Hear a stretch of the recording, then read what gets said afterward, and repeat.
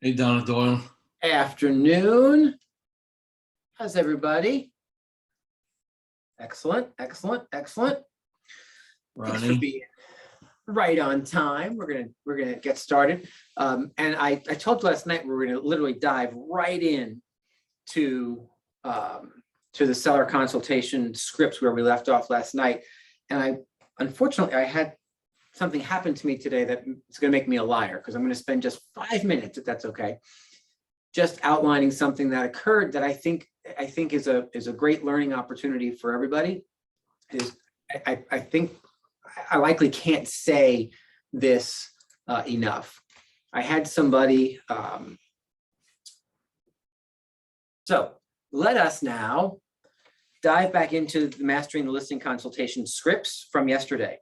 If you remember, we went through the appointment setting conversation as well as the setting the stage conversation. And so if you want to grab your scripts, we're going to dive right back into them.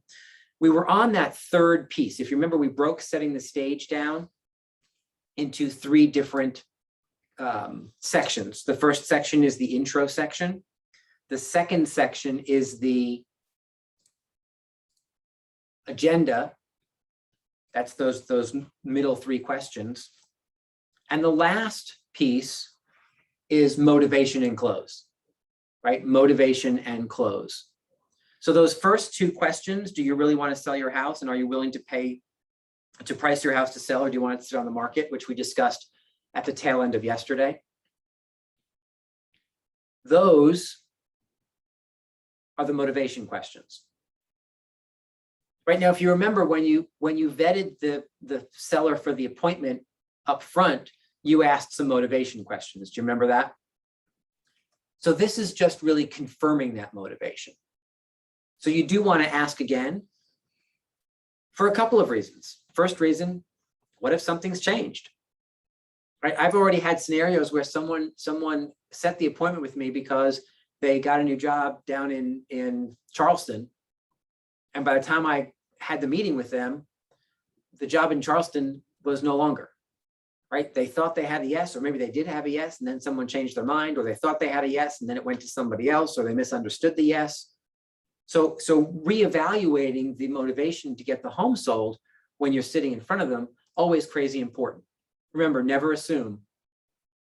I won't go through the whole assume thing, but you never assume, right? Because you end up taking listings that might not ever sell. That's the real estate version of assume. So make sure you go through those 2 motivation questions. And then the last question there is the close. And some of you may be thinking, man, oh man, you said at the beginning of this that this whole thing is about 3 or 4 minutes, right, of dialogue. 3 or 4 minutes of dialogue, and you've got a closing question 4 minutes in? Isn't that a little soon? Talk to me about that. What are your thoughts? Question 3, do you want me to handle the sale for you? That's just a close. Why is it there 4 minutes after they sit down? To get them thinking about it?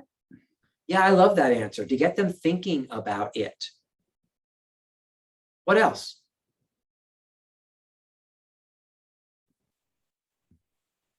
Okay, Donna. They might just say yes. Holy Jiminy Crickets, what do you think of that? They may just say yes.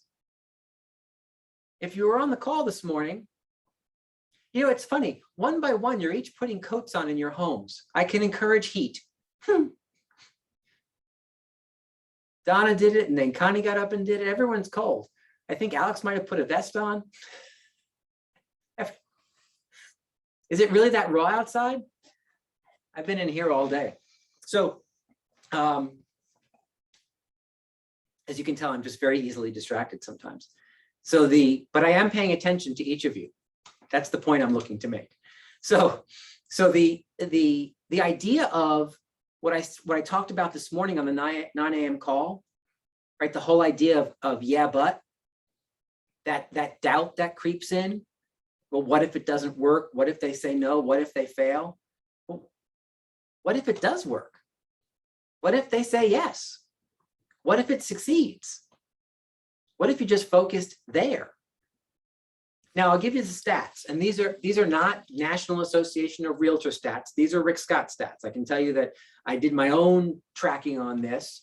And after I went to this version of a listing consultation, I can honestly tell you that 30% of the time, so 3 times out of 10, when I asked that question 4 minutes after they walked in the front door, the answer was, yeah, why else would we be here? So 3 times out of 10. So what do you think that did for the rest of the conversation? Did it change any, or did we just stay on track with where we were headed? It definitely changed the conversation, and it gave you, a sense of confidence moving forward through. The steps will probably remain the same as you go through, depending on, what they're saying back to you as you're asking. Yeah, that's right. I'm wondering what they say if they don't say yes. And We'll go through that. okay. Yeah, we'll go through that. So remember that most of everything else kind of stays the same. The only thing that I changed personally was process. Because when somebody said to me 4 minutes after they walked in the door, yes, that's the reason I'm here, I shifted the contract. So I went straight to the contract. And the script for that was, of course. So here's the plan. Let's get rid of the pesky paperwork first, if that's all right. And then once that's set aside, you and I can spend some real quality time as partners going through the market conditions information so that you can make the best decision about positioning. How does that sound? And there was never a time that someone said, oh, that sounds terrible, because that's what they were there for, which is why that question is posed so quickly. Right? Now, if I was lying to you, I'd say it was 7 or 8 times out of 10, and that's not true. It's 3 times, for me, it was 3 times out of 10. Donna Gilbert, you use this as well. Would you agree with that statistic, or your number a little different? No, that would be about correct. Yeah. Cool. And so then you validated the fact that you're hired, you get hired, and then you just have the conversation about pricing secondarily, right? Which is really, frankly, how it should go anyway, right? We should be hired based on our value, and the pricing conversation should be as partners. That's really the setup here, right? So 3 times out of 10, someone's going to say yes. 7 times out of 10, the answer is something to the effect of, well, that's a great question. I'm not sure I have enough information yet. Or, hey, you know what? Thanks for asking. Let's see how it goes. So far, so good. Let's see how the rest of the conversation goes. Or sometimes they might say, you know what? I'm not sure how to answer that. I thought we needed to have a conversation about pricing first. Right? So there's lots of different ways people can answer that question. For me, the most popular one was, you know what? Well, you seem like a nice guy. Let's see how it goes. Seems a little too early for me to answer that. And so the answer to that then is absolutely. And we move forward, right, through this. We don't sit and have a conversation around their decision, because it's either yes or it's no. And the reality is, if it's not yes, even if they don't say, I don't know, no, I need more information. If they don't say yes, well, then you just keep moving on in the process, right?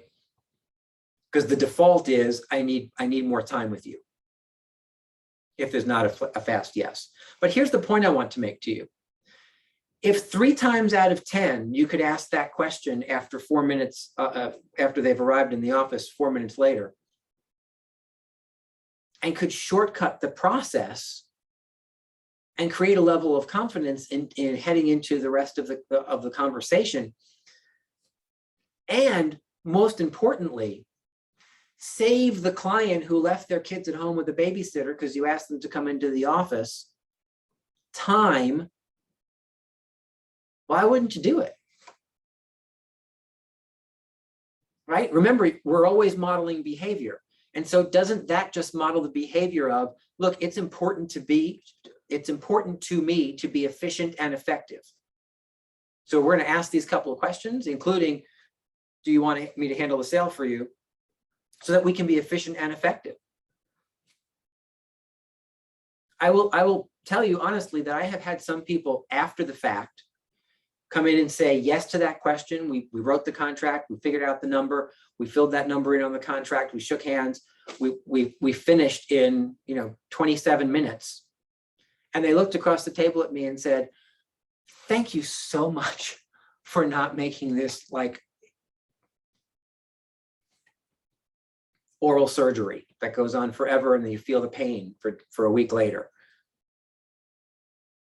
They would thank me. So whatever you might have going on in your head, right, the yeah buts that sometimes come up about asking that question, I would encourage you, just look at the other side. It's not about what if they say no. It's about what if they say yes. James Shaw said something on the 12 weeks of listings earlier today that I just absolutely loved. He said, yeah, our industry, it's about a lot of no's, isn't it? However, it's also about a lot of what?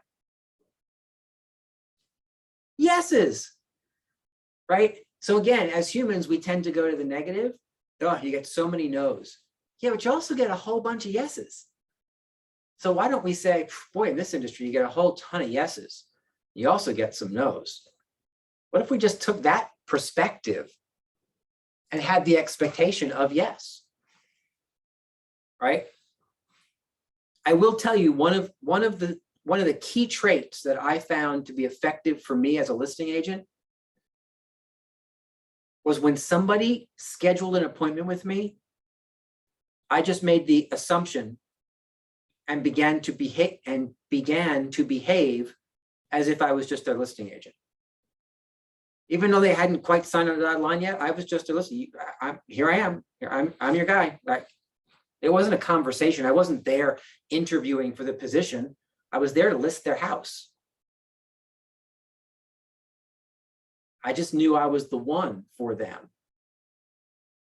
And so when you show up believing you're the one, guess what? You begin to behave like the one.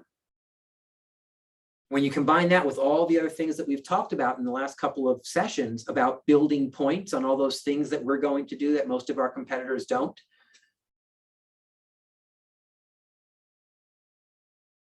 you win. And then awesomely, the client wins, right? Because when you win and the client wins because they get you and not some schmo down the street, right? Do you believe that you are the best answer for their real estate needs? You need to believe that before anyone else will. And that has very little to do with experience. That has to do with a level of confidence that you will do right by the clients that hire you, that you will do right every single time. Their needs above all else. Even if that means you need help with the process or you're not sure which form to fill out, like all that stuff is secondary. How you show up as the one, that needs to be primary. Any questions on setting the stage? Specifically about the motivation questions, since we went through all the rest of it yesterday, but anything else that popped up overnight as you were thinking about setting the stage? Questions, comments, concerns?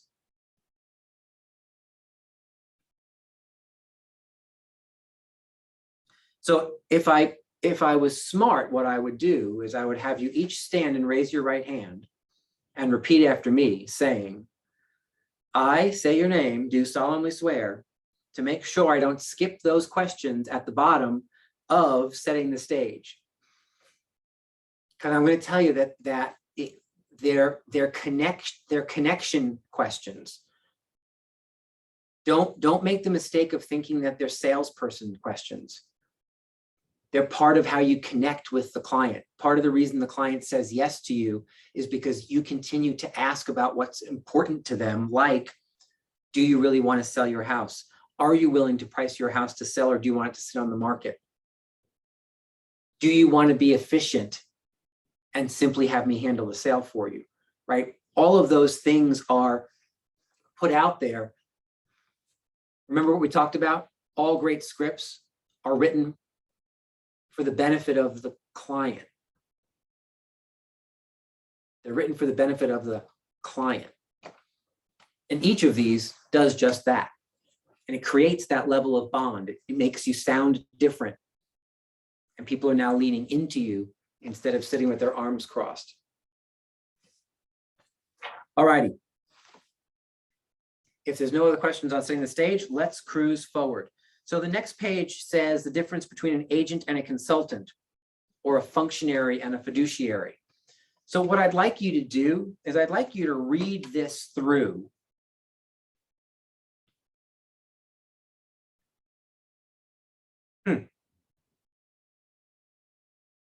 You know what we're going to do? Let's have a little fun. So I'd like you to read this, take 2 minutes and read these 2 paragraphs. And I'm going to, here it is. I'm going to split you up into a couple of little breakout rooms. And I want you to just spend a few minutes talking with each other. So for those of you who don't have cameras on, you may want to pop your cameras on if you are able to, just for this quick exercise. I want you to talk with each other about the words that you feel are important inside of these 2 paragraphs, right? One of them describes an agent or a functionary. The other describes you, a consultant or a fiduciary, right? I just want to underline or circle the words. Talk with each other about the power of the description of each of them and why it's so important for you to send the message of the fiduciary. And then we'll come back and we'll have a little discussion around it. Make sense? All right, I'm going to, let's see. We'll do 5 rooms. We'll do 4 rooms. That way there'll be 6 of you or so in each room. And so I can't share my screen and send you into rooms, unfortunately. So I'm going to send you into rooms first, and then we'll pop back. And just take 2 minutes to read it through, and then 2 or 3 minutes to discuss with each other. And I'll pull you back in at 4:30, 4:40 exactly. Have fun.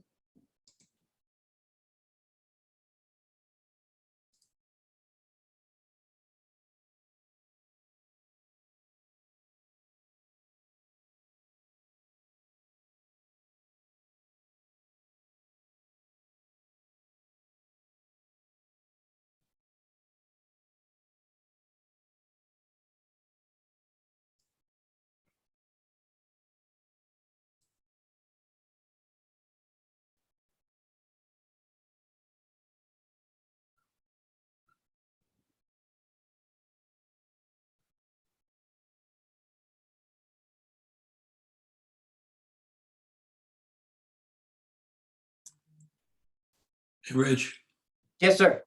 what page are we on? We are on the 3rd page, the difference between an agent and a consultant, In in the Mastering the Listing Consultation script. session 3? No, this is the scripts that are separate from Power Session. So they're found in that Google Drive. I can put the link to the Google Drive in the chat. Yeah, if you could, I'd appreciate that. There you go. Thank you.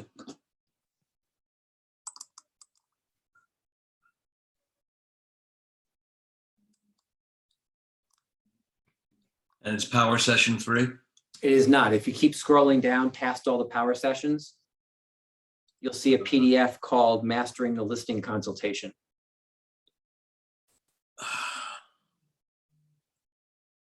Mastering the buyer.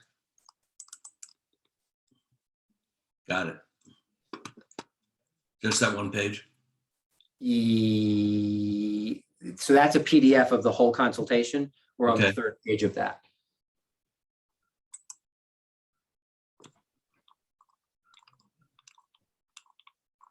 Sorry about that.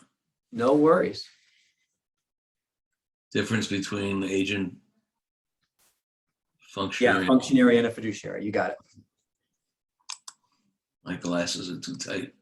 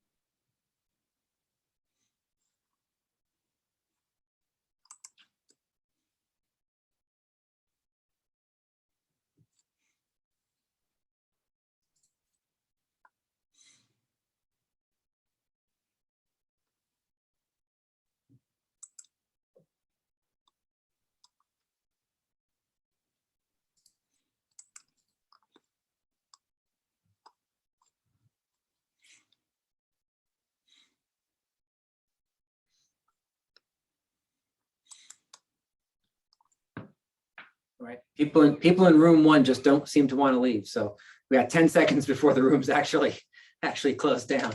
I don't know what they're doing. I think they're having adult beverages in room one. We should all join them. I Here missed we out. go.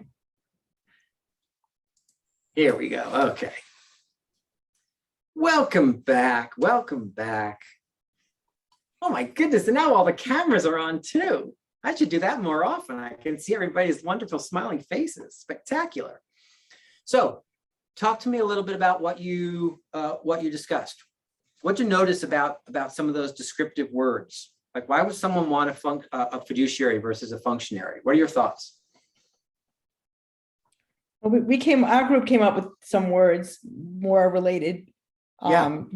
for fiduciary more, the words educate. I mean, basically we did the words and then we did like the opposites, but educates, recommends, trust, responsibility, ask questions, and listens. And really the other is kind of the opposite, where they're talking, they're assuming, they're, based on commission, ding, ding, ding going on. And really just the opposite, where they're, as you had said, they're telling them the price it should be. They're not giving them the information for them to come up with the price. And so, you see the two sides of a consultant versus someone who, I mean, I don't know if agent's the right word, but someone who's consulting and someone who is, Who's not? Yeah, not, mhm. 100%. Love that. What else, Dana? Well, with the fiduciary, it's about them, and they can feel they're going to be getting an individualized plan of action, not something that you're going to give to the next person. That's not canned. It's very tailored to their needs and their desires. Yeah, that's right. That's right. What else? Anything else? Donna. Being the consultant is more, it's more of a partnership, and you're getting all their input on what they're looking for versus you, the agent, coming in and saying, this is the way we do it and this is the way it's going to be. Yeah. Yeah. Partnership's a really important word, right? And it's part of why I think that this conversation in some way, shape, or form is so important, right? Because you can say the word partner and partnership over and over and over again. If you don't describe what that looks like to people, people have a hard time picturing what you're speaking about, right? Because the word itself means different things to different people. So if you start describing that partnership as a partnership of education and recommendations and satisfying and exceeding wants and needs, and all those different descriptors that we use, trust, confidence, responsibility, all those things, people now are picturing what that looks like, right? Remember, you're setting the stage, you're modeling that behavior by describing who that person is. And then if you're utilizing this script, I'm going to talk about this script versus other ways to communicate this in just a second. If you look at the very last line, or the second to last line, it says, if given a choice, which would you prefer to hire, an agent or a consultant? What's missing there is the like me. So I want you to add those two words on the end of that, right? Would you prefer to hire an agent or a consultant like me? There are a bunch of times that I'm going to point out the like me opportunity that maybe don't show up in the script. I used like me as a really, really powerful tool when I wanted to associate myself with something I had just described, or something that perhaps the seller had just described. You just kind of turn it into a question, add on the like me. And for me, it was always the two thumbs, right? Like me. Some of you are thinking that's dorky. I'm telling you, it worked for me. Go ahead, Alex. So two things, and it came up in the chat with Cal. So listening, to me, it's all about the listening versus being told. And that creates a reciprocal relationship, which is the partnership, the reciprocity of the give and the take. Love that. Absolutely. Because without listening, you don't really get anything else, right? If you turn off the listening, all those other descriptors, they fall flat. What else, Donna Gilbert? So it dawns on me just now when we're going through this, and I've taken this class 9,000 times, but it just dawns on me that doing this script really is the beginning of modeling how we're going to work together. Yes, great point. We're educating, I'm asking questions, I'm asking you what you think. At the end, I'm giving you some options and choices. It's a perfect lead in and demonstrates this is what is meant by a partnership. Yeah, agreed. And I will tell you, for me personally, I like the two paragraphs. I know it's a lot to memorize. We're going to give you a couple of opportunities coming up to figure out how you don't have to cram all of this stuff into your head. We'll give you some cheats on that. But for me, this was one of the things that I memorized. This was a conversation that I had. For a lot of agents, they feel like this is too wordy and a little lengthy and perhaps difficult to kind of get into their brain.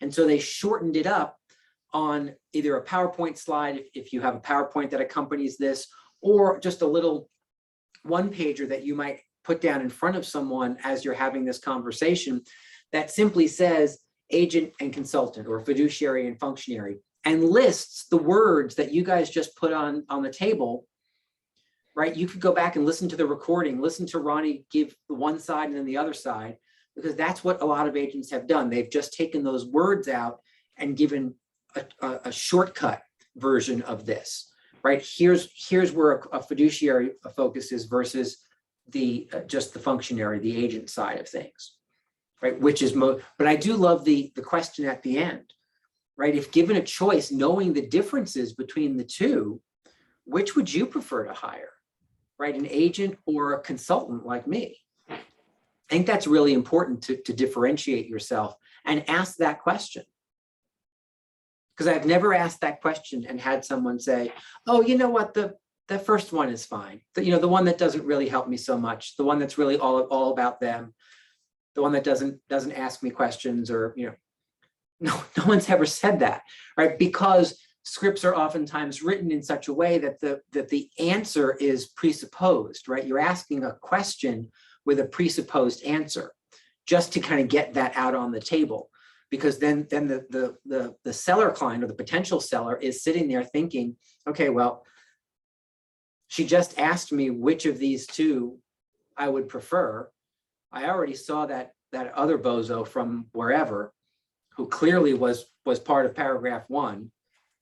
She's telling me she's part of paragraph 2. And so if I had to choose between the two of them, they're already choosing you because you've associated yourself with a description of a fiduciary where they may have experienced functionary in other scenarios, or maybe an hour before you got there, right?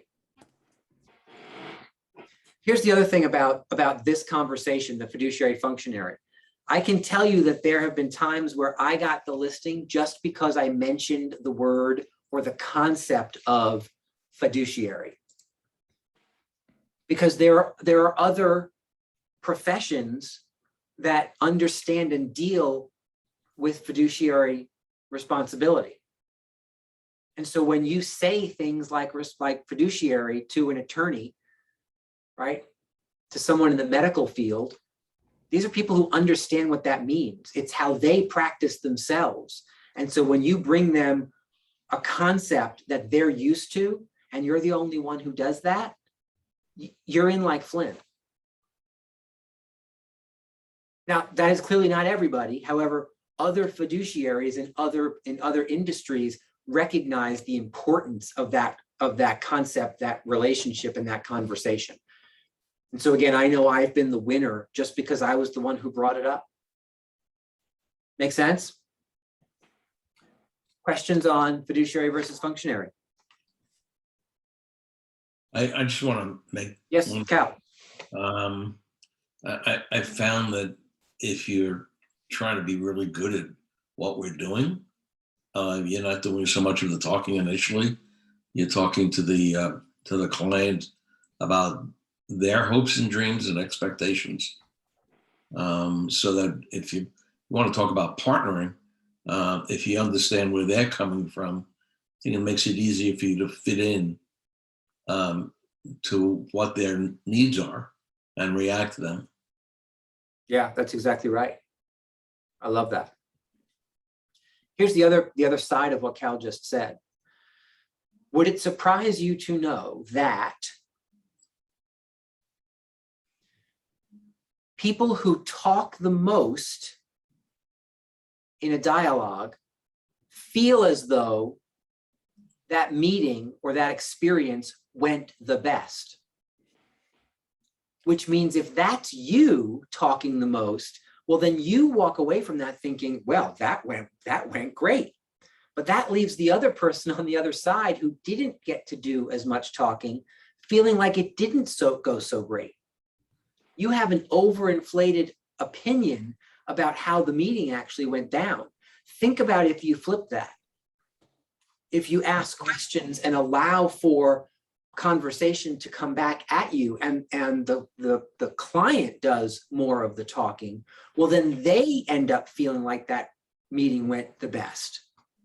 And aren't they in a position then when you ask at the end of this conversation, so are you ready to put me to work? Move forward, get started, sign the contract, right? Depending on which of the PMGS you choose. Are you ready to put me to work? Hey, do you want to know what my version of that was? You'll think it's goofy, but I used it all the time and I loved it. My question at the end of a consult was, So are you ready to let the magic begin? I took a lot of listings. Don't roll your eyes until you've tried it. Right, but that's not part of the PMGS. That's just a Rick script. Are you ready to let the magic begin? Oh, baby. And sometimes they were, and sometimes they would look at me like, who is this goofball? I'm sorry. But you know what? Sometimes being a goofball endeared me to them, right? Because I wasn't there like, dun, dun, dun, you're listing your house, sign here, right? So what I brought to the table was a lightness to the conversation and the ability for them to feel comfortable and ask questions. And being goofy was just part of that. I don't know, maybe I'm goofy naturally, I don't know. So just remember that. Your goal is to have them talk more than you by asking powerful questions and then really aggressively listening to the answer. You should write that phrase down, aggressive listening, because it's really the only kind of listening that makes sense doing what we do. You need to listen aggressively. There's a concept, right, that God gave you 2 ears and 1 mouth. You should use them in that proportion. All righty. Moving forward, let's move on to the next step in mastering the listing consultation, and that is the needs analysis. Now, you will hear a needs analysis that also shows up on the buyer side. However, it's a slightly different needs analysis. The needs analysis on the buyer side is to really get to the bottom of what it is they're searching for and why they're searching for it. On the seller side, you've done a whole lot of qualification up to this point. So you're not doing a needs analysis with a seller at the listing consult to find out where they're headed or what's taking them there. Like, you've done all that. You saw that in the qualification script that we did last week. You saw it again late yesterday and early today in the setting the stage portion of the scripts, where we're verifying motivation and then closing. This needs analysis is done slightly differently. This needs analysis is ultimately you asking some questions broadly about the things that are important to the seller. What makes this transaction a real win for this particular seller? Now, I'll caution you that a lot of listing agents make the mistake of thinking they already know. I already know what's important to sellers because all sellers have those same couple of things that are important to them. What I'd love to do is kind of just run through this, if we could. Donna Gilbert, you up to being my seller? Yes, sir. That'd be awesome. I appreciate that. And so Donna and I are just going to run through this so you can hear kind of the how this sounds, what the through lines are.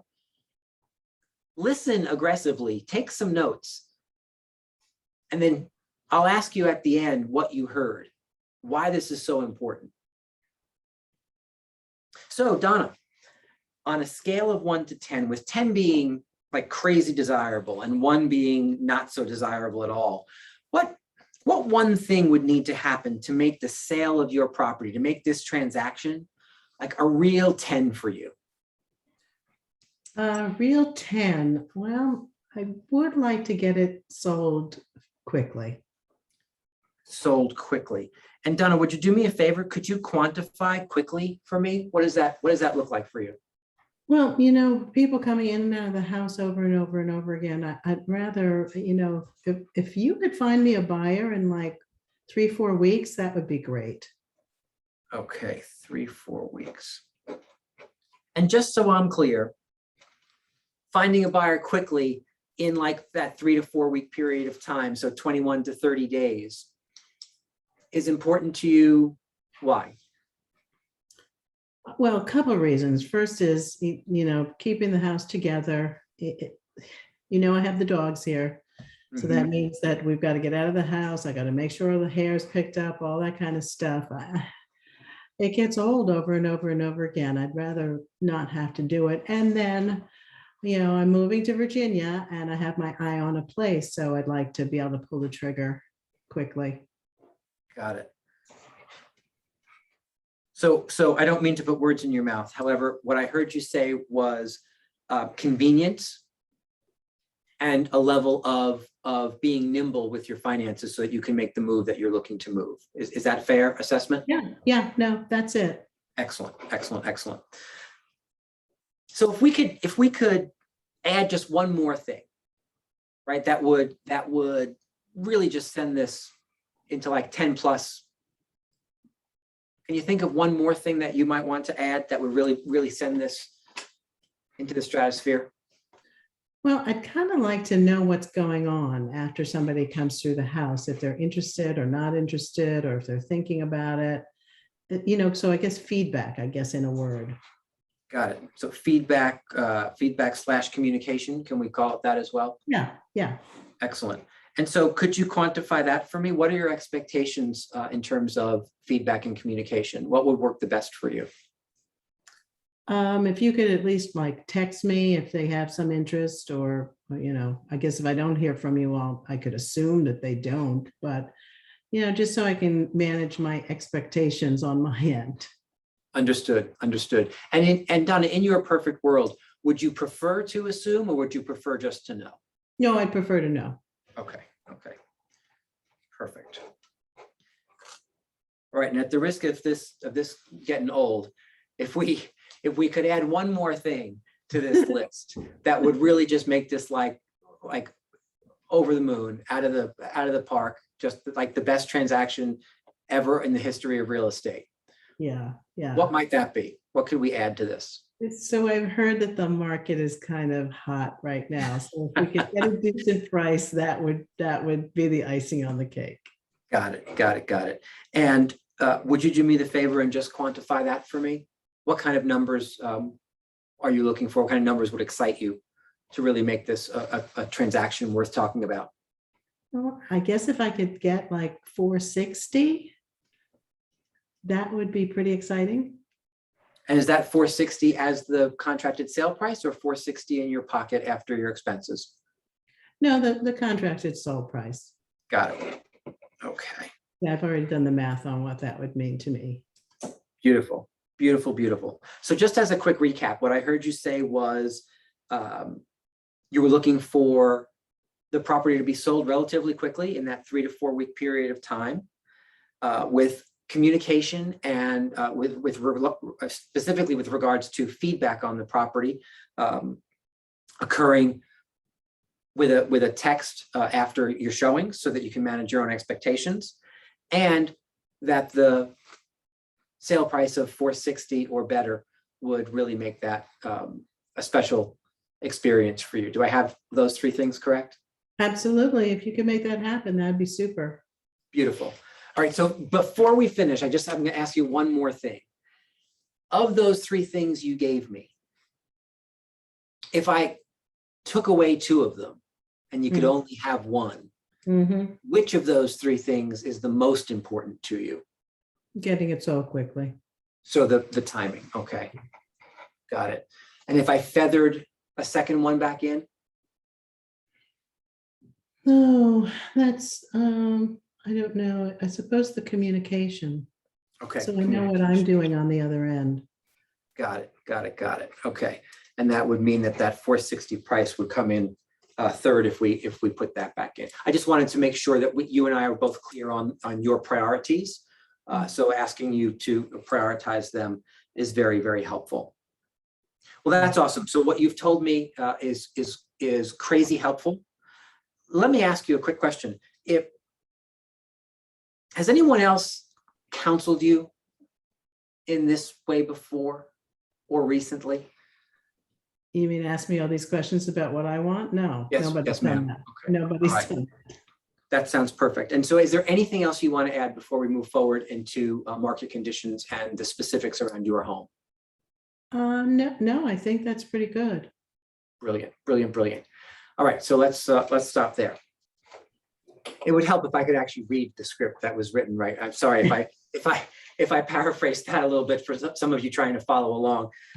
What I recognize is that when this is down here on this table, I can't quite see it as well as I used to. So it's hard for me to just glance down. And yet, talk to me a little bit, guys, about what you just heard Donna and I do. What did you hear? Why is it such a powerful exercise? Why is it important? It sounds as though it's basically giving you the blueprint for how you should carry out this transaction.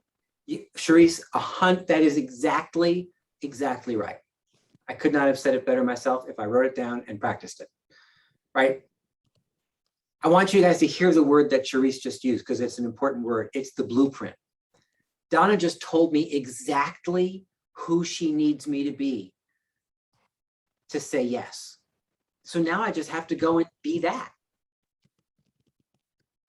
What else? What else did you hear?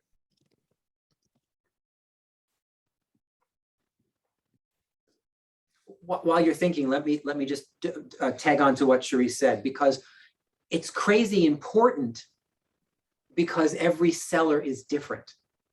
What's important to Donna Gilbert might be completely different than what's important to Donna Doyle, completely different for Charisse or for Marion, right? People have different things that are important to them. What else did you notice? It shows her that you really care about her. So many of these exercises are designed to create relationship and create bond and create an opportunity for Donna to walk away thinking, man, there is like nothing he didn't ask me. It's like, whew, I feel kind of drained. Like I was digging deep for some of those answers. You know what? If your seller feels like they worked at the listing consultation, you are doing everything right. Because if they feel like they've just sat back and listened to you, they're not engaged. They're not in partnership. You're not creating that bond with them. You're not asking great questions. You're just yapping at them. Right? What else did you notice? Anything else? A couple of other things I want to make sure you noticed. You made sure that whatever priorities she had in terms of what was important to her, you heard initially, but then you doubled back and asked again, just in case one of those things came in a different order. That's 100%. Charisse, did you write this? I'm thinking that perhaps you had some. I've been like studying through the week, trying to catch up with you guys. I love it. Well, it shows that, right? Great answers, because that's so right.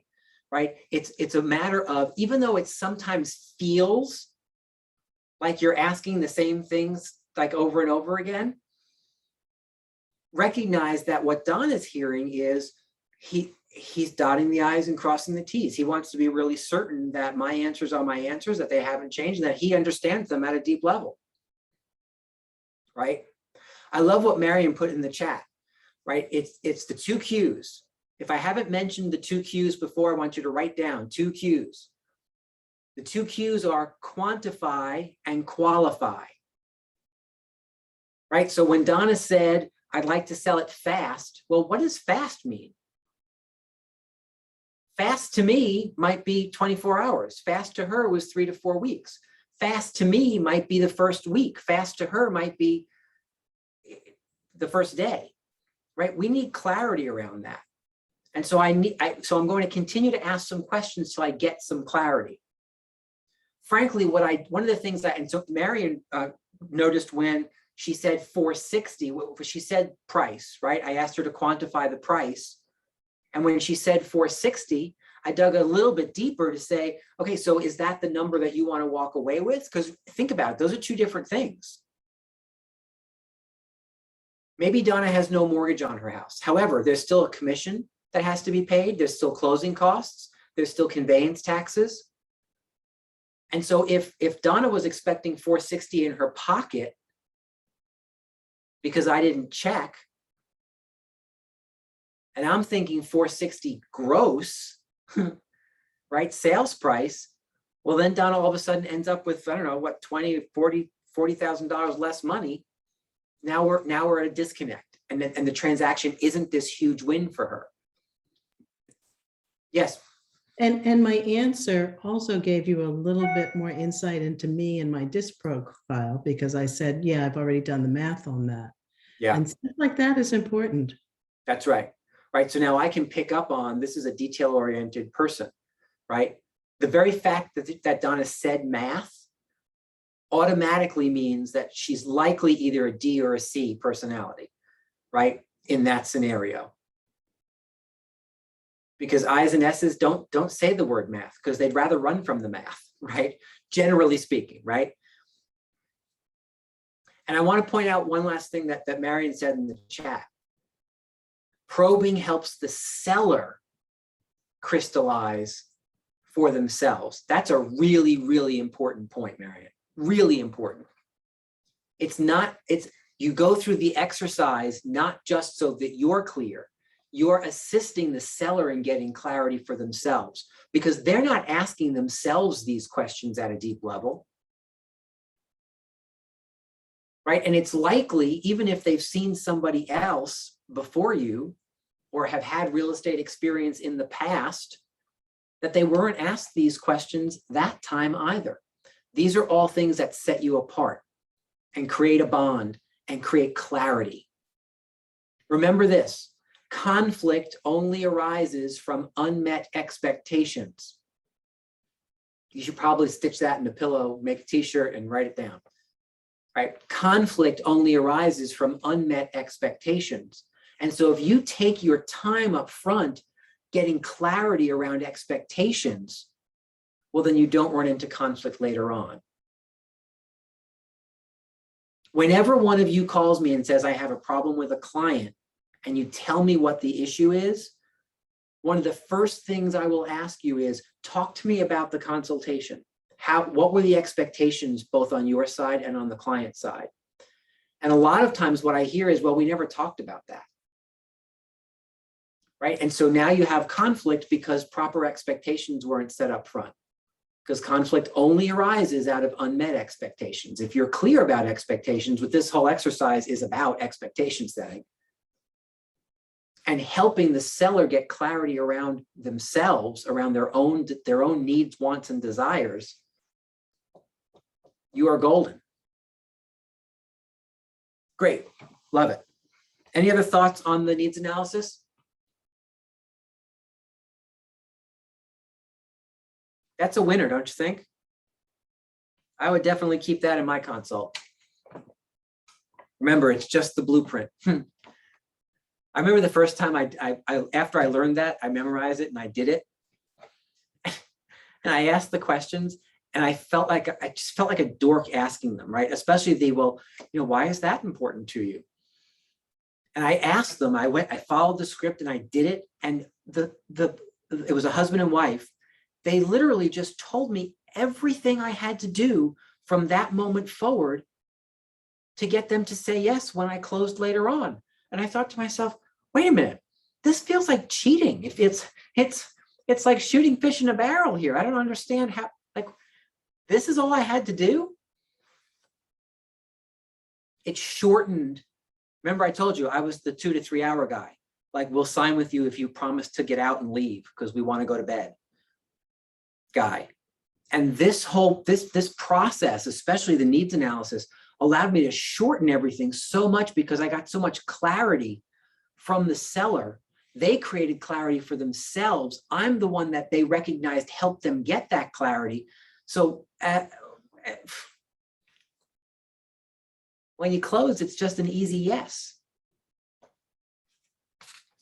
All righty, moving forward. The next step here, you can see at the bottom of that, it's what I asked Donna. If it's okay with you, again, permission-based transitional statements. So from a script work perspective, recognize that's what that is. It's a permission-based transitional statement. If it's okay with you, I'd like to begin to discuss the current state of the real estate market. I think what I added to that was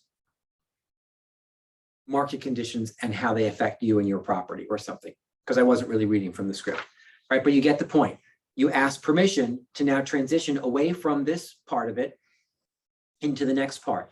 Part of the reason you do that at the bottom of each of these pages is stop, ask whether it's okay if we move on, and tell them where you're moving on to, is because you want to be certain that they are ready to close the page, close the door, close that chapter on that discussion. I found that without asking before we moved on to the next phase or the next piece or the next segment of this script, of this process, sometimes I would leave people behind.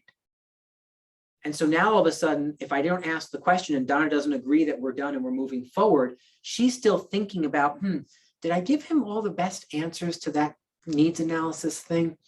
Maybe I should, right? And I'm moving on to market conditions, and she's only partially there with me because she's still thinking about the other stuff. So it's important to help people close that and move into the next piece. Take them by the hand, gently pull them forward with you to make sure you don't leave them behind, right? So what you have as your next page is a page that looks something like this. And it's a page that has 7 or 8 questions on it. They are the market conditions questions that I encourage each of you to start with. And it's also an example of how you can cheat in the beginning, or maybe forever, depending, right? If you're not good at memorizing stuff, you can cheat this way. We used to give this to you as just one big paragraph, like everything else. And so we built this way to model for you how you, if you choose to do it, can make this entire script look like this, like a question and answer document, and just have that in a folder or on a clipboard and work from the scripts so that you have them right there to refer to. Nobody needs to know that you don't have these memorized. What if you took setting the stage and built it the same way with a couple of lines and then lines underneath it? You can always find something to write in this, a note to take. And so now you don't have to be stressed out about what do I say next, right? Because it's all right there on your clipboard. Trust me when I tell you, you will not be judged by that. It's not about not having, frankly, there are some people who would feel more comfortable knowing that you are working from written notes. Do you ever go to a restaurant and the waiter comes over and says, "Hi, how can I help you? Can I take your order?" And you start telling them what you want. Well, I'll have the caprese salad to start. And I think I have a couple, and I think I'll have and you're talking and they're not writing anything down. And then they move on to the next person and wait a minute. I don't want I'm not interested in the snails. I want something other than the weird stuff you have on your menu. And I'm afraid if you don't write it down, so that stresses me out when wait staff memorizes my order. So just remember, you always have different kinds of people. And so what if your seller is stressed out that you're working from your head? So you can create comfort with some people by having these things written out. So my point is this: don't be afraid. It's legal cheating. Go ahead and design this the way you feel it needs to be designed and work from it. Don't be afraid of working from it. You'll start to memorize it the more you do it. And if you practice it daily, oh my goodness, did he just say daily? I did. If you practice it daily, and by the way, if you have an appointment at 3 o'clock, that's not your practice session. Your practice session is before that, then you go and have the real appointment, right? So on days you have listing appointments, you're doing it at least twice. When you practice it daily, you start to get the flow and you start to know what words come next. That just happens naturally.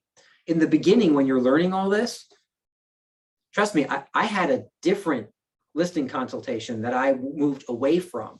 And so then in my head, I had to remember, okay, are those the old words I used to say? What are the new words I'm supposed to say?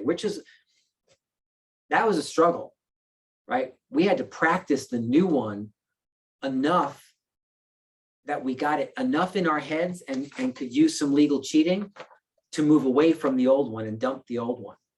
if you're learning this just brand new, you actually have a benefit because you don't have to get rid of the old one in your head, right? So let's do this. Someone who has the seller scripts in front of them and has these, 7 questions. What I'd love for you to do is you be the agent. So unmute, somebody just volunteer. Unmute, you ask the questions. So all you have to do is read the script and I will be your seller and I'll give the answers. I want you all to hear what this sounds like and then we'll talk about it. Alex. Hi. So, Mr. Seller, before we get into the facts that I've prepared for you to review, I'm curious to know, what is it that you've heard or seen recently about the housing and financial markets? Well, those would be 2 different things. The housing market I've heard is on fire, like almost dangerously so. And the financial markets, what I've heard and sort of experienced recently is a bit of up and down in the past month or 2. Yeah. Can you talk to me a little bit about that and what specifically you may have heard more specifically? Yeah, sure. So I do have friends who put a house on the market about a month ago. And I think they had, I don't know, it was something like 20 offers in 2 days or something. It was their agent actually asked them to move out of, like, go away for the weekend because it was almost going to be too hard to keep up with the showings. And they did. They went away for the weekend and came back and had 20 offers. And they sold it for some ridiculous number above the asking price. So that's kind of what I'm basing my discussion on. So I'm going to say that that's a very local example that you just gave me. It is definitely a local example. That's correct. Yes. So Yep. what do you, in your thinking, how do you believe that these realities might affect you and your property at this moment? Well, I'll speak to it from the perspective of my what I'm hoping for, right? I'm hoping that those kinds of that we have the same experience, that we can put the property on the market, and if you want me to go away for the weekend, if I can come back to 20 offers, many of them above asking, I'm happy to go away for the weekend, right? But no, I mean, in all seriousness, I'm part of the reason we're being sellers right now instead of later is to take advantage of the momentum in the marketplace. So I'm hoping that those realities become my realities. I see. I get that. Any other thoughts about the current market conditions before we move forward? Only that it, as appealing as it all sounds, it also sounds like a lot, right? It also sounds like 20 offers. And so I'm hopeful that if we are to create that kind of frenzy around the property, that that you'll kind of be there to guide us through what all that looks like, because sorting through 20 different offers sounds a little bit like a nightmare to me. Yeah, absolutely. But we're ready with a lot of metrics that will help put each one into perspective and help you prioritize. Great. So that you get out of it what it is that are your priorities. Excellent. And lastly, do you have any specific questions about the market so that I can be sure to cover them? I don't. I think that's about it. All right, so let's stop there. Thank you, Alex. I appreciate that. So what did you hear? Why is it important to ask these questions? What are we accomplishing here, or at least attempting to accomplish here? Well, it helps, where the mindset of the seller is coming from. They might be accurate in their assessment, or they may have under or overinflated opinion of what's going on in the marketplace. Yeah. So I have clearly stumbled into the advanced class because you all are so smart. That is 100% right? That's exactly the point, it's a brain dump on the seller's part, because the seller wants to tell you what we learned over time was sellers want to tell you what they know and what they think they know anyway. So let's give them an opportunity to do that, or else it comes out at weird times, right? And perhaps not at times that make the best sense, or not at times that necessarily fulfill the process that we're looking to go through. So let's give them an opportunity to get that all out there. And as Dana said, it gives you insight into where their head's at. I've asked these questions to people who have real clarity around what's going on in the market. And I've asked these questions to people who really believe they have real clarity about what's going on in the market, and they could not be more wrong, sometimes positively and sometimes negatively. Right. And what I mean by that is they think they have all the answers to what's going on. Instead, what they're, let's think back before June of 2020, right? Does anyone remember what the market in Connecticut was like from about January of 2013 to June of 2020? What was happening in the market, the real estate market in Connecticut? Not much. It was kind of coming from. Very little, that's right. Right? There just wasn't a whole lot of movement. We weren't seeing appreciation. We weren't really seeing depreciation. We were just kind of bouncing along, doing whatever, right? The high end was suffering towards the latter end of the last decade. And so anything at or above the median was kind of struggling, anything below the median doing better, but nothing was real. We weren't lighting the world on fire, right? And so what's the point there? The point is, back before the current market, these questions oftentimes were answered very, very differently, because people didn't really have as much of a pulse on the market as they feel like they do now. And so asking the questions became really very, very much important. I would get answers from people that undervalued their home because they thought the market was way deader than it really was. And so now I have an understanding about when they start to see some of the market conditions data, they may be smiling. Sometimes people overestimated what the market was doing. They were in that upper end market where, there was a lot of inventory, things weren't, remember pre-pandemic, what was driving the market in Connecticut were mostly negative realities. What was driving the market in Connecticut was major companies all across the state were leaving our state. They were going to New York, they were going to Boston, they were going south, they were going anywhere, they just weren't staying. And so what we found were executives and well-paid employees from those companies were putting their homes on the market because they were moving to where their companies were going. The government in our state were creating jobs, right? We were attracting people, but we were attracting people who could afford at or below the median. So though that segment of our market was moving better, but the homes up here where people were we weren't attracting high paying jobs with high paying companies, right? So there was this disconnect going on in the market. And that's important to know simply because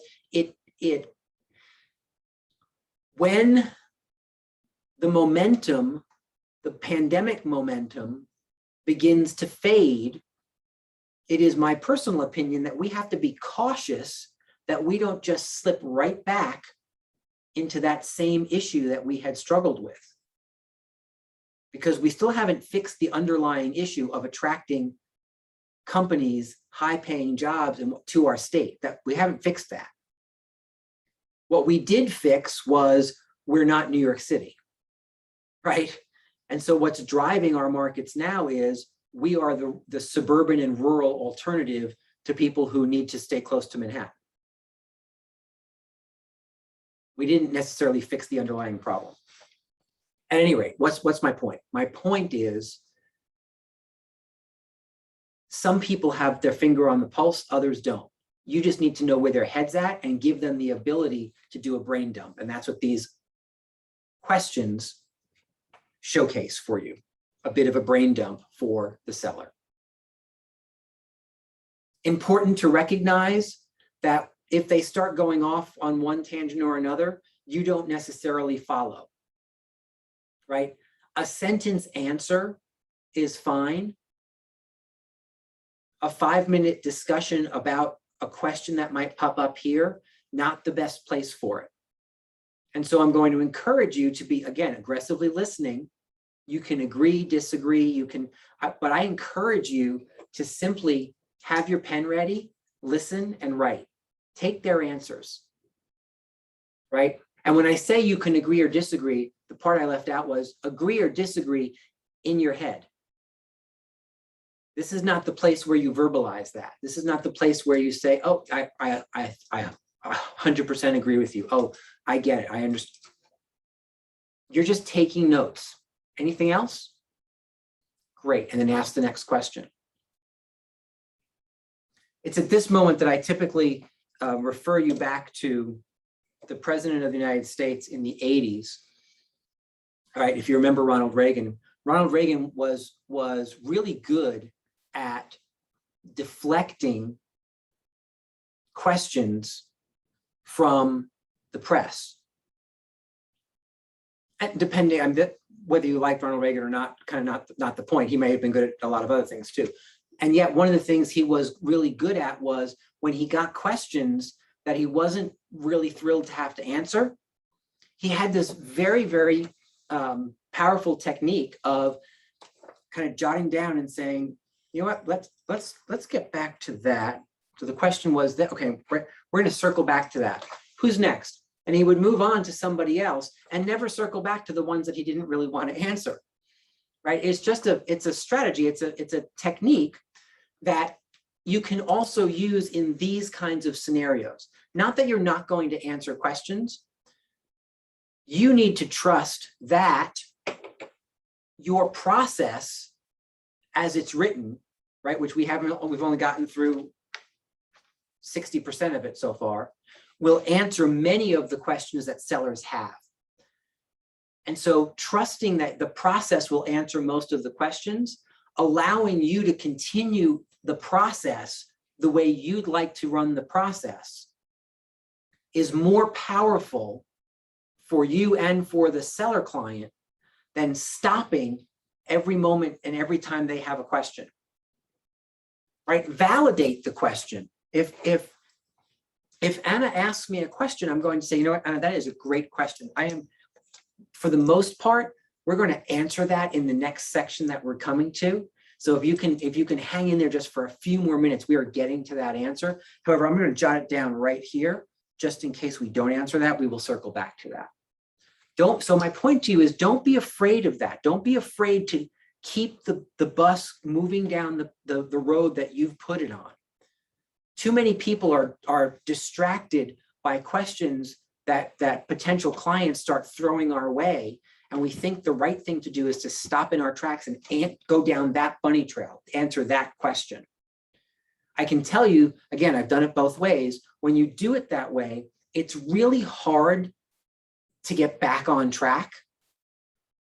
You spend way more time because then you get to the answer that would have been a simple short answer later in your process that you've just spent 5 minutes discussing. And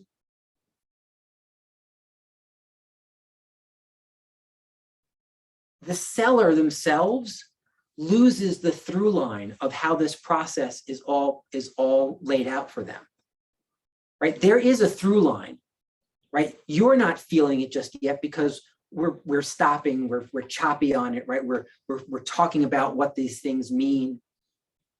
When you hear this though, start to finish, it's actually quite simple, quite short. And there's a simple through line throughout the whole thing of what's important to you? How can we solve your issues? What's important to you? How can we solve your issues? What's important to you? How can we solve your issues? That's the through line.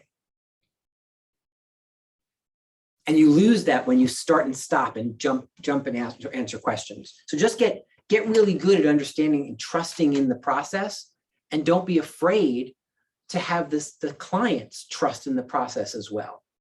Yes, Dana. Okay, going back to when you were asking them their thoughts on economics and the housing market. So assuming that, let's assume that they're wildly off the mark in their assessment of what the economics and the housing market is, when is it that you get around to like letting them know what the reality is? We're getting there right now. We're actually going there right this very minute, right? So we have 2 more quick market conditions graphs and quick scripts that you're going to show your seller, and then we dive into the realities that surround their home, right? And what's fascinating is the real answer to Dana's question is that you will never get to a point of telling them that their numbers are unrealistic. You will get to a point later in this process of laying out the facts and asking them questions around how we're interpreting those facts and how those realities may show up for them. So you're going to help them self-discover how off the mark they are. Because remember, if you're the one who brings it to the table, there's a version of that that has you making them wrong. And that's where the defensiveness comes in, and you don't get to sign the listing, right? They have to be right. You just have to ensure that you lead them to the right answers. Even if there's disagreement, they understand what the right answers are based on the data, not based on you. And I'm going to show you that in just a second. Any other questions on the brain dump? The market conditions questions, AKA the brain dump. All right. You now have in your scripts 2 quick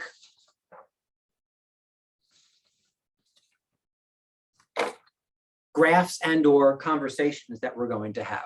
Now, in order to keep moving through the market conditions conversations, I am not going to spend time on how you run these reports. I will put on the calendar for early next week a class called Know Your Numbers. Come to that class and I will show you how to pull the broker metrics reports that I'm about to use in this consult, as well as answer any questions and walk you through how to create month supply of inventory and use it, how to calculate it using the MLS, as well as the details about choosing comps, right? So watch for that. It'll likely be middle of next week that'll be on the calendar. And if you can't wait that long, there are previous sessions called Know Your Numbers recorded on our YouTube channel. So if for some reason you just can't get yourself to sleep this evening and you need something to knock you out quick, go to the YouTube channel, find Rick's Know Your Numbers class, and bam, you'll be out before you can count to 10. So the first script goes along with this chart. If you take a look at your screen, this is the broker metric supply and demand chart. So do me a favor. You pay attention to the chart on your screen. I'm going to read you the script that goes along with it, and then we'll ask and answer some questions around it. So Mr. and Mrs. Seller, on this snapshot of the current market, the red lines represent homes that are on the market and available. The blue lines represent homes that are currently under agreement, and the green lines represent homes that have actually sold and closed. I'm sure you can see how simple it would be to place you on the red line, but much more difficult to place you on the blue or green lines as they represent a much smaller target. Do you agree? You do want to be on the blue or green lines, don't you? That's it. That's the whole script. And so what's the point of this script with this graph? It's very, very, very simple. Don't overthink this. You just want to show people that not every house sells. Because even in today's market, Not every house sells. There are more homes on the market than are under agreement and sold. That's just the truth. Many more homes in the last 12 to 18 months sell. You can see it here, right? Look from last summer through today, the heights with the blue and the green lines, the heights that we've seen compared to 19. You see where they were? The red Nick, line. what geographic area is this chart from? I don't remember. I think I picked I think it's Wilton. I'll have to look. I don't remember what I pulled. I can look here, I think. I'm just curious. Yeah, I think it's Wilton. However, what I can tell you is it almost doesn't matter, because almost every single town looks exactly the same, right? You have the seasonality showing up with higher inventory, then lower inventory in the winter, then coming up again, then going down again, right? It's a little funky last year, because what we know is that from March to April, things fell off and stayed relatively low. And then June shot up again because we came out of lockdown and people started putting their houses on the market. And then the free-for-all started, right? So inventory started to get scarce because of all the buying that went on, right? You can see that all right there. All this buying went on, so inventory shrank, combined with the winter months where inventory always shrinks, right? But don't get too caught up in what this says, because the main point here is to show people that more houses come on the market than actually sell. The red lines are, it doesn't matter what number you attach to your house if all you're looking to accomplish is to be on the market. That's the red lines, right?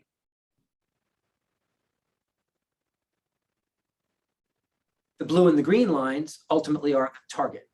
And so you're just continuing to help them see that precision in the decisions that they make about positioning is crazy important, even today. I think a lot of people think they can just kind of do whatever. That's not really true. It really wasn't even true in the last 6 to 12 months. I had a number of sellers who I got to meet with because their homes were on the market and they just weren't selling. And they just weren't selling because they had them on the market for just ridiculous numbers, right? The house I live in is probably worth, I don't know, $750,000 or $800,000.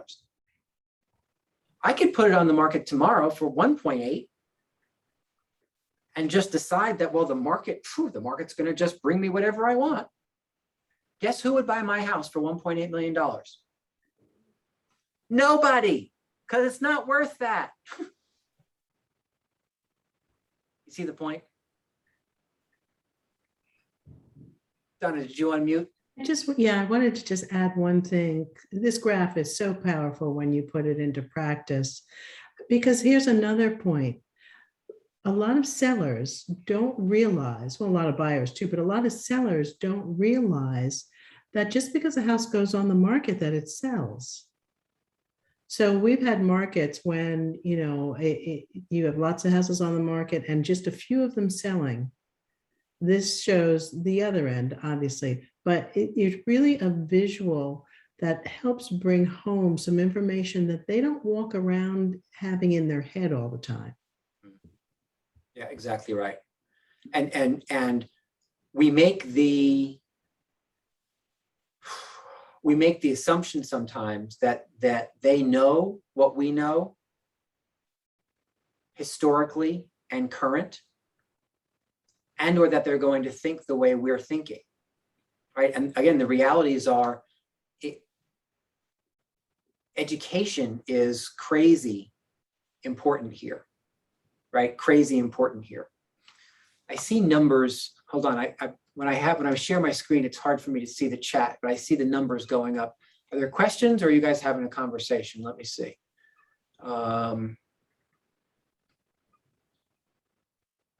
If demand is great and inventory is low, should I bother to fix up my house before I put it on the market?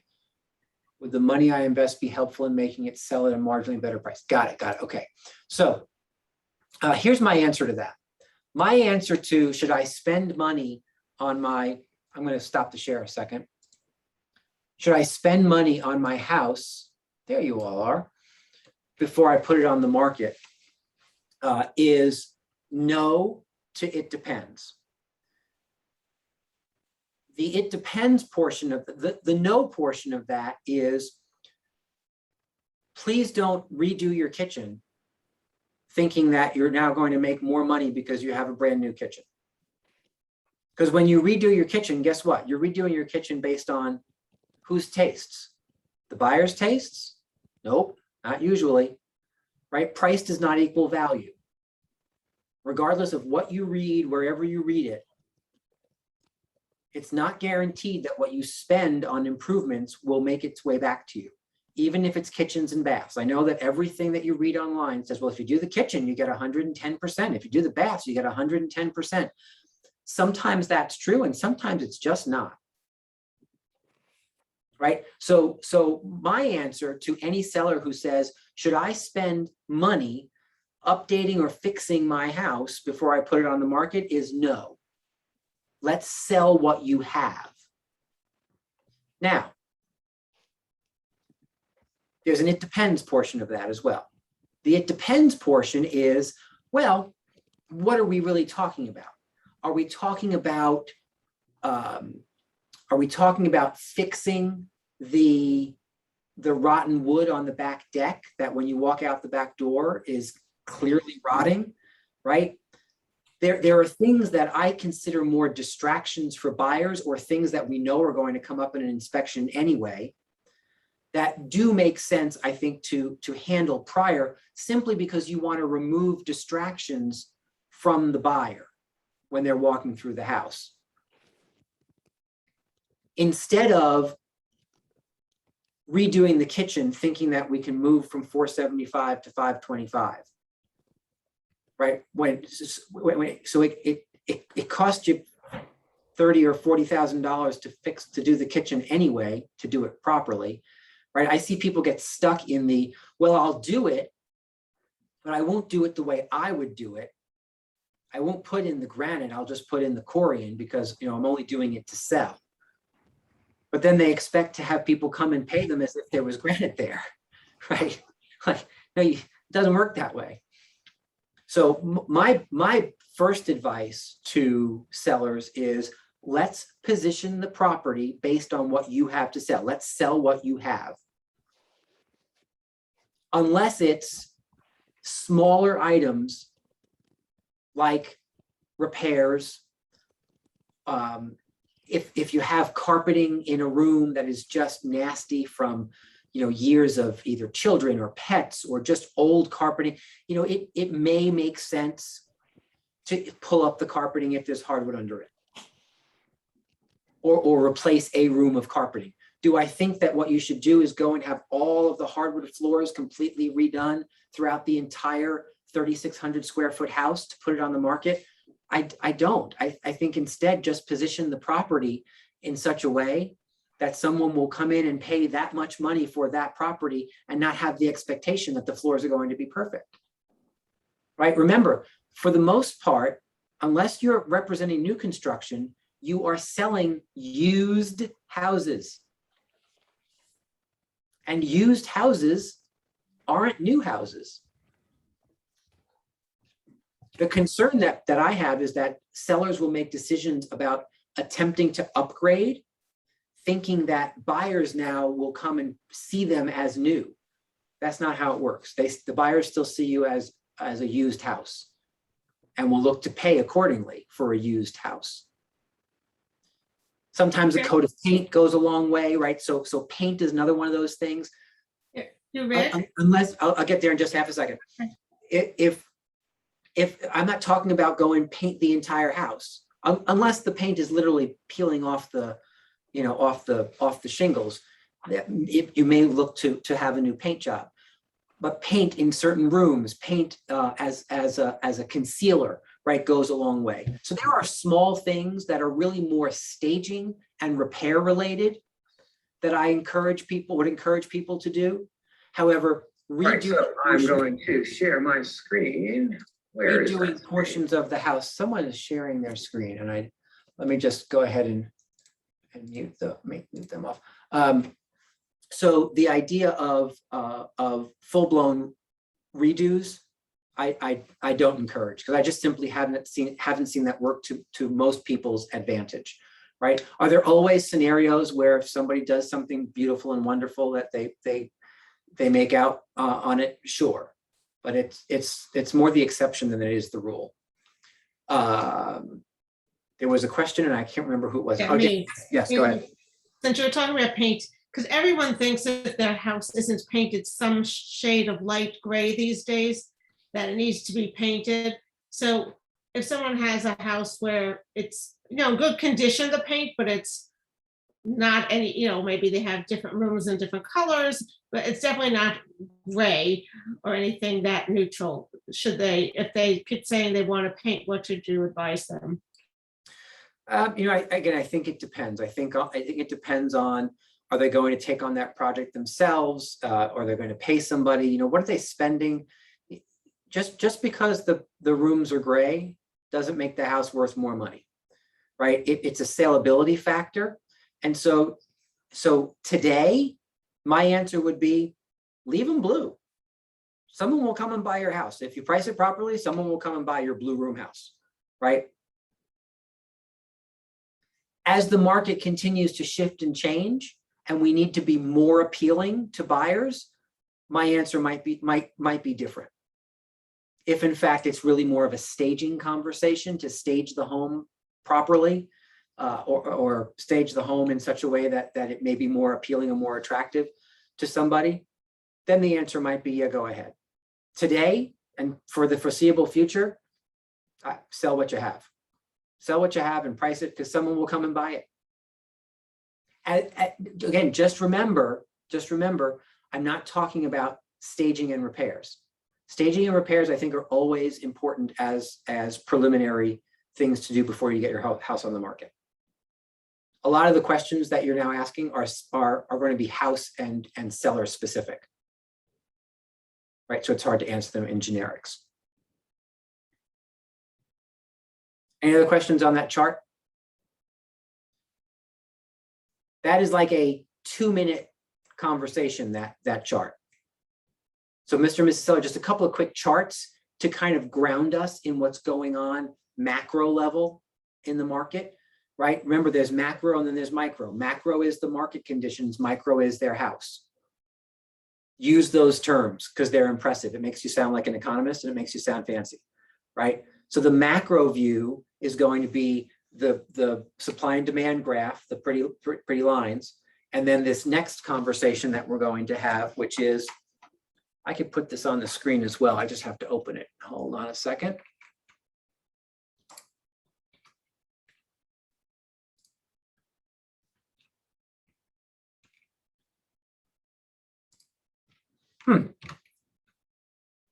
Oh, there it is. Okay.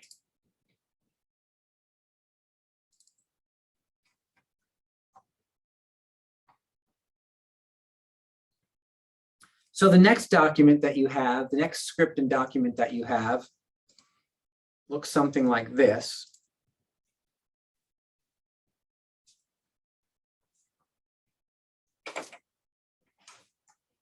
And what it is a chart with data from the MLS broken out into price points for a specific town.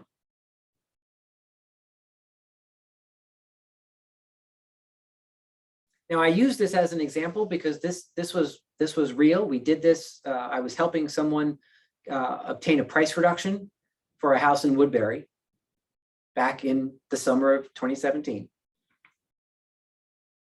And this is the data we pulled. And I'll tell you the conversation we had to make my points on this. However, from a listing consultation perspective, you also have in your documents the simple script that goes along with this. So while you're looking at this, I'll just move this up a little bit so you can see the whole thing. There we go. I'll read the script that says, Mr. and Mrs. Seller, this chart outlines the month's supply of inventory for your entire town and for different price brackets within that town. Can you see how the market varies from price point to price point? I'm curious, based on this information, which range would you say is moving the fastest?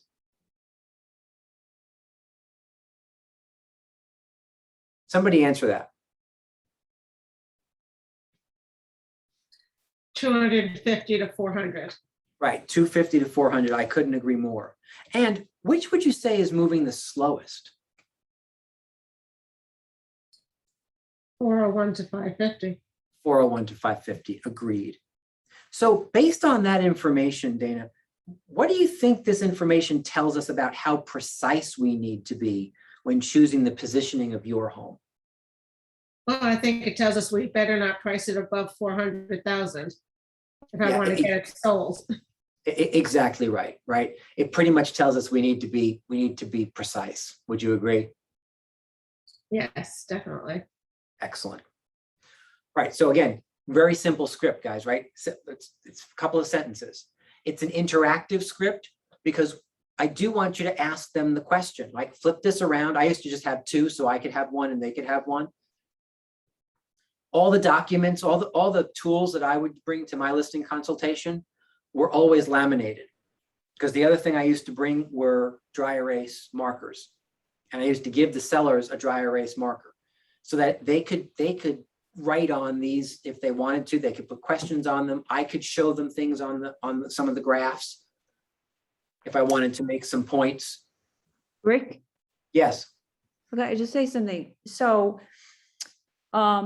there is more competition in the price range, the middle price range.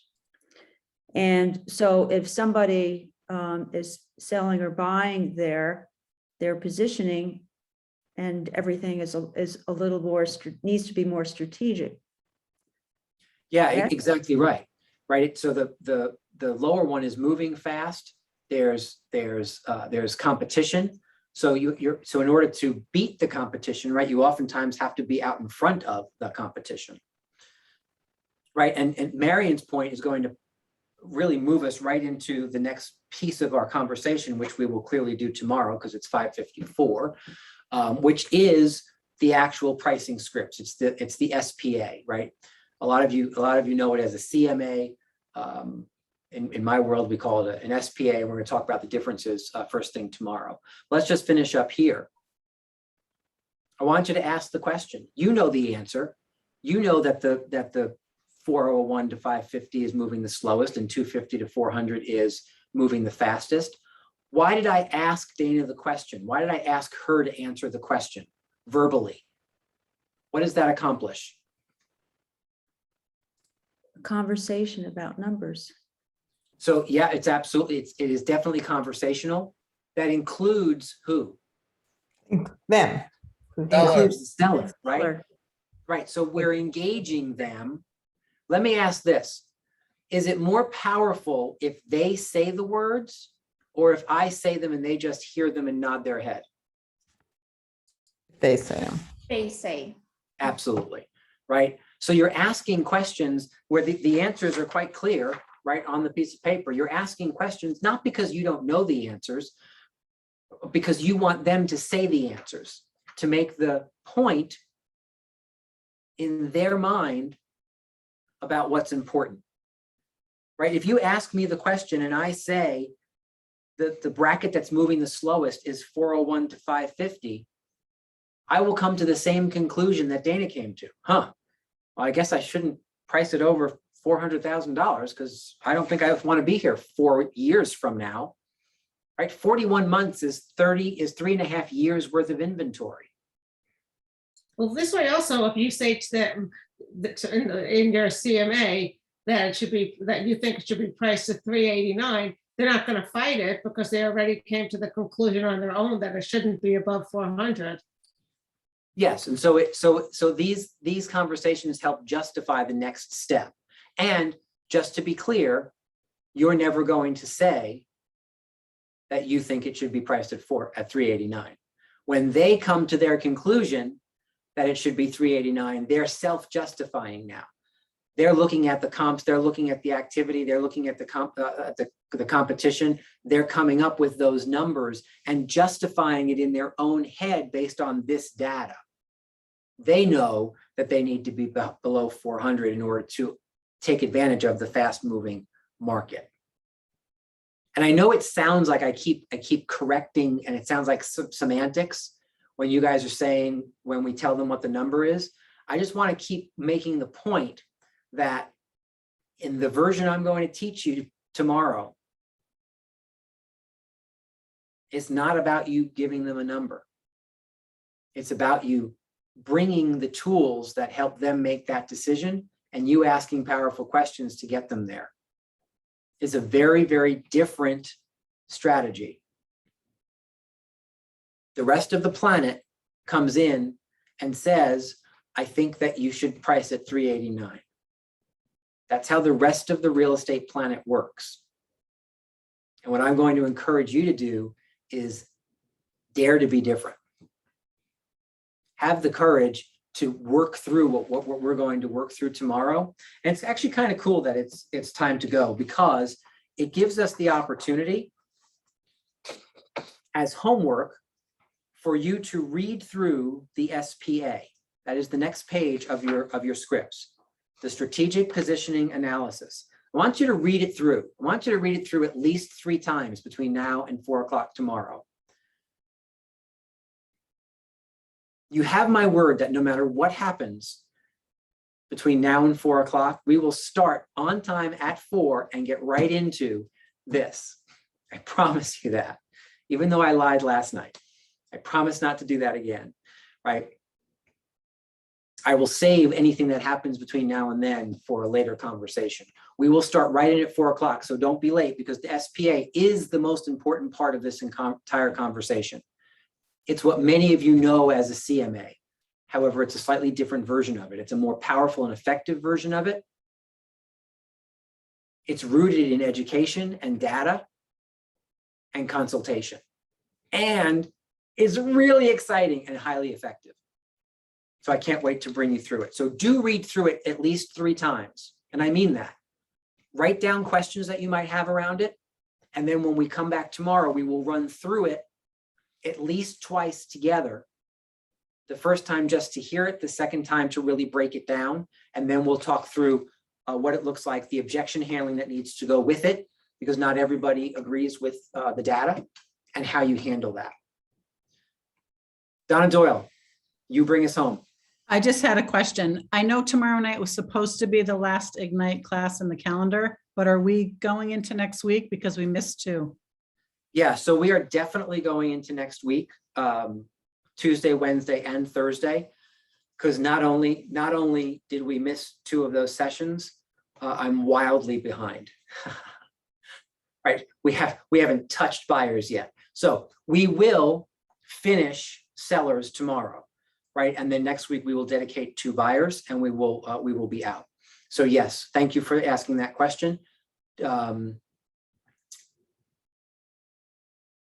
Tuesday, Wednesday, Thursday, 4 to 6, all next week as well. To finish up, we will deal with pricing, some last minute details on the listing contract tomorrow, and then move right into the anatomy of a seller transaction, which will walk you through the 77 different steps from the time you accept an offer as a listing agent till the month after the closing.